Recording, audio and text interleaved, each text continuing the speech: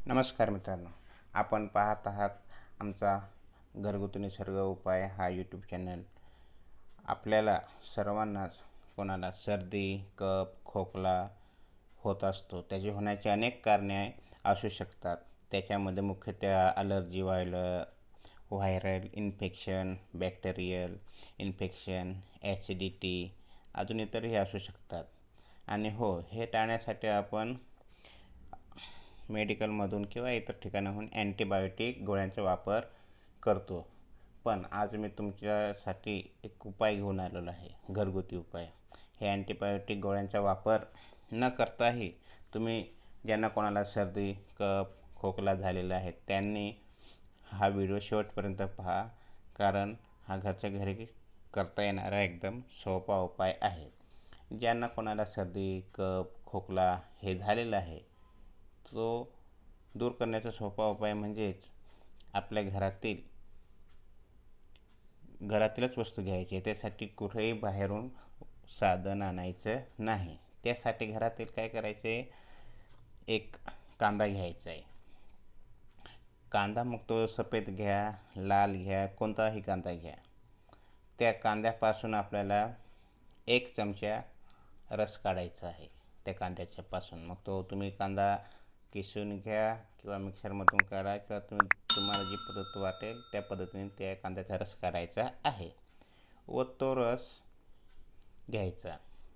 आणि तुम्हाला एक दुसरी पण वस्तू लागणार आहे, ती पण आपल्या घरामध्येच उपलब्ध असते सहसा.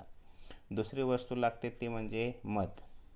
हे मध तुम्ही कोणतंही घ्या, घरचं घ्या, बाजारातील घ्या, कोणतंही पण घ्या. हे मध पण 1 चमचा घ्यायचा आहे. समजा जर तुम्ही कांद्याचा रस 2 चमचा घेतला तर मध पण 2 चमचा घ्यायचा. कारण तुम्हाला जर एकापेक्षा जास्त व्यक्तींना लागत असेल तर आपण प्रमाण वाढवू शकतो. तुम्ही 3 चमचा कांद्याचा रस घेतला तर मध पण 3 चमचा घ्यायचं आहे. आणि हे जे प्रमाण तुम्ही मिसळणार आहात, एकत्र करणार आहे, 1 चमचा मध आणि 1 चमचा रस, हे पूर्ण मिक्स होऊ द्यायचे. 1 ते 2 मिनिट पूर्ण असं मिक्स करायचे. आणि हा रस आपण ज्यांना कोणाला सर्दी, कफ, खोकला झालेला आहे त्यांनी दिवसातून 2 वेळा घ्यायचा आहे, एक सकाळी आणि एक रात्री. आणि हा सराव आपल्याला 3 ते 4 आठवडे करायचा आहे. ह्या मिश्रण घेताना काळजी घ्यायची आहे, म्हणजे हे मिश्रण थोडं असं चाटून घ्यायचं आहे. तुम्ही असं डायरेक्ट पिऊन घ्याल त्यामुळे थोडासा फायदा कमी होऊ शकतो. हे मिश्रण थोडं चाटून घ्यायचे. आणि महत्त्वाची गोष्ट म्हणजे हे मिश्रण तुम्ही जेव्हा बनवलं लगेचच घ्यायचं आहे. तुम्ही म्हणसाल मी अर्ध्या तासाने घेईल, कोणी म्हणाल मी 1.5 तासाने घेईल. कारण कांद्याचा रस हा जास्त वेळ टिकणारी वस्तू नाही आहे. तोही त्याचे गुणधर्म वेगळे पण होऊ शकतात जास्त वेळ ठेवला तर. म्हणून हे मिश्रण झाल्या लगेचच त्याचा प्रयोग करायचा आहे.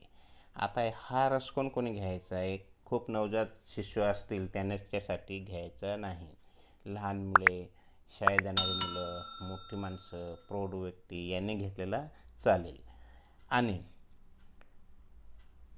हा व्हिडिओ आवडला असेल तर मित्रांना लाईक करायला सांगा. तुम्ही लाईक करा, कॉमेंटमध्ये काही तुमच्या सूचना असेल त्या टाका. अजूनही आमच्या चॅनलला सबस्क्राईब केलं नसेल तर सबस्क्राईब करा. धन्यवाद.